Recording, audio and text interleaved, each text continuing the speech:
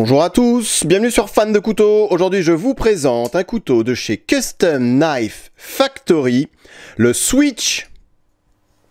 Petite vidéo bonus aujourd'hui pour vous présenter ce magnifique couteau réalisé, fabriqué par Custom Knife Factory en collaboration avec Tough Knives alias Jeff Blauvelt. Pourquoi vidéo bonus aujourd'hui? Puisque c'est un couteau, alors ceux qui sont abonnés à ma page Instagram, vous le savez déjà, je vous laisse le lien de ma page Instagram dans la barre de description. C'est un couteau que j'ai vendu hier, donc il va partir chez son nouveau propriétaire demain, et je pouvais pas le laisser partir sans vous faire une petite vidéo de présentation de ce couteau qui est juste magnifique. Et en plus, pour moi, ça me fera une petite vidéo souvenir que je pourrais regarder lorsque j'aurais regretté de l'avoir vendu. Mais vous savez ce que c'est, cette passion des couteaux, cette passion dévorante, ça coûte très cher et parfois on est obligé de se séparer de certaines pièces, voire belles pièces, afin de financer le projet d'achat d'un autre couteau. Voilà, donc c'est exactement ce qui se passe aujourd'hui avec moi. Un autre couteau qui coûte aussi très cher, que vous verrez très prochainement sur la chaîne. Je ne vous en dis pas plus. Alors, je vais revenir 2 secondes sur CKF, Custom Knife Factory. Je vous avais présenté ce FIF 23, collaboration donc entre CKF et Monsieur Philippe Jourget, que je ne vends pas. Pour ceux qui se poseraient la question, je garde le FIF 23. On est dans... Alors, ceci n'engage que moi. On est dans le haut de gamme, dans voir ce qui se fait de plus haut de gamme dans le couteau de production. Alors peut-être avec Shirogorov, il y a 2-3 marques aussi qui restent, mais c'est vraiment un marché de niche. On est sur des couteaux de production qui valent excessivement cher et qui se rapprochent. On est à la frontière entre ce que pourrait être un vrai Philippe Jourget, donc un vrai couteau réalisé à la main par Philippe Jourget.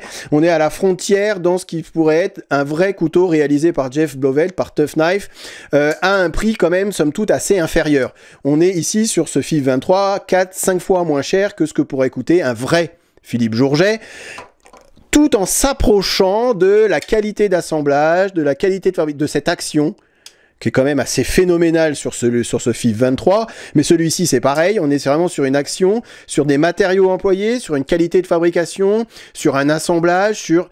Voilà, c'est magnifique. On est certes que sur du couteau de production, mais du couteau de production haut de gamme.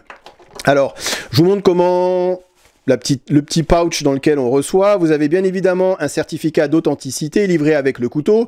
Et comme vous pouvez voir ici, on est sur le numéro 273.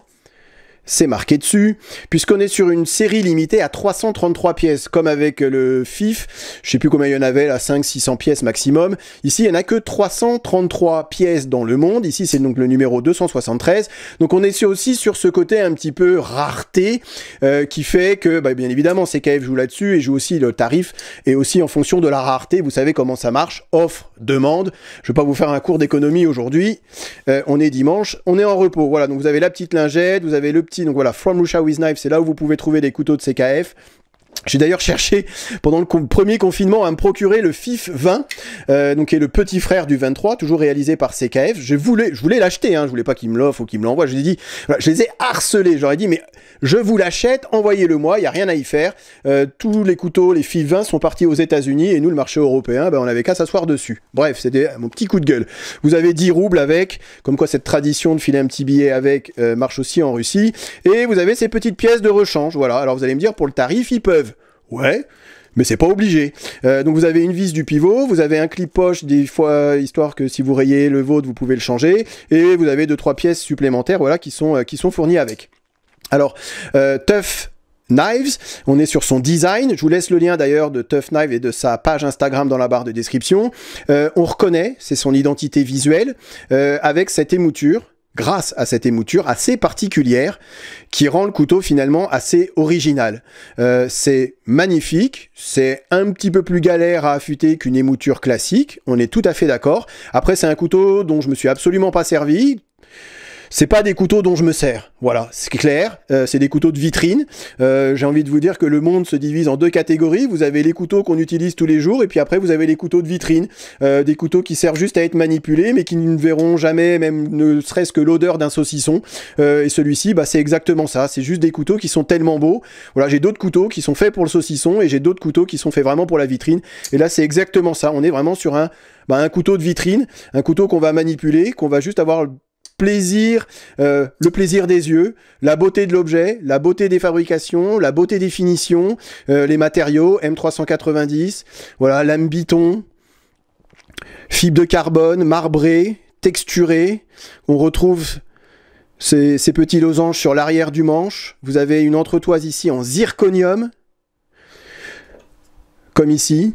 Donc vraiment des matériaux, voilà, aussi des matériaux haut de gamme. Vous avez un clip poche avec les vis, vous voyez, qui ne sont pas apparentes, qui sont vissées à l'intérieur. Donc voilà, ça rajoute aussi, donc clip en titane. Voilà, bien évidemment, ça a été ajouré. Bien évidemment, la lame est centrée et c'est cette action. C'est juste, ces deux couteaux-ci, c'est vraiment les deux actions, surtout avec le FIF. Alors vu la taille de la lame et la poids de la lame, c'est normal, vous allez me dire. Mais même sur celui-ci, qui est quand même bien plus petit que le FIF, on est sur une action qui est assez phénoménale et qui est assez, je vais pas dire jouissif, ça serait peut-être un petit peu fort, mais qui est assez, voilà, c'est vraiment juste du bonheur. Je terminerai là-dessus en vous disant que ce n'est absolument pas un placement financier, puisque j'ai eu ce genre de remarques dans certaines de mes vidéos, dans certains commentaires Instagram. Donc c'est absolument pas un placement financier. On reste sur du couteau de production. Donc un couteau de production ne sera, à mon sens, en tout cas jamais un placement financier. Après, vous allez me dire, tout est question de offre et demande. On est tout à fait d'accord. Mais j'ai vendu ce couteau-ci moins cher que ce que j'avais pu l'acheter il y a un an et demi, puisqu'on n'est plus sur un couteau neuf, même si je ne l'ai jamais utilisé, on est sur un couteau d'occasion, et je rapprocherai ça d'une voiture. Lorsque vous achetez une voiture neuve, vous allez sortir du magasin, vous allez faire 1 km avec, c'est plus une voiture neuve, c'est une voiture d'occasion, même avec 1 km, même si elle est toute neuve, on est tout à fait d'accord, mais la voiture, elle a été utilisée, donc du coup, ce n'est plus une voiture neuve, vous ne la vendrez pas le même prix que ce que vous avez pu l'acheter avant. Je pars exactement sur le même principe que j'ai avec des couteaux. À partir du moment où je l'ai manipulé, on n'est plus sur un couteau neuf, on est sur un couteau état neuf, mais un couteau qui a été manipulé. Donc du coup, je le vends, et je vends en général tous mes couteaux moins cher que ce que j'ai pu les acheter auparavant. Voilà, comme ça les choses sont claires. Je vous laisse avec cette belle petite photo de famille CKF.